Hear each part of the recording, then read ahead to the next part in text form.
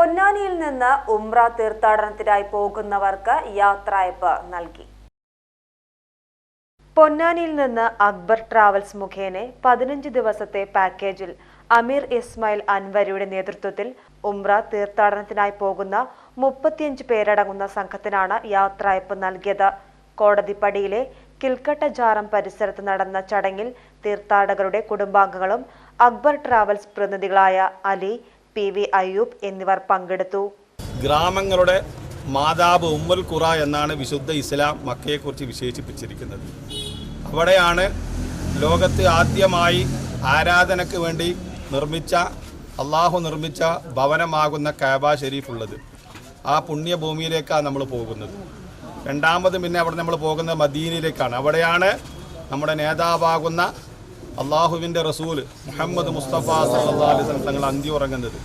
ആ പുണ്യ 2 കേന്ദ്രങ്ങളിലേക്കാണ് പ്രധാനമായി നമ്മൾ പോകുന്നത്. അക്ബർ ട്രാവൽസിൻ്റെ കീഴിലാണ് യാത്ര.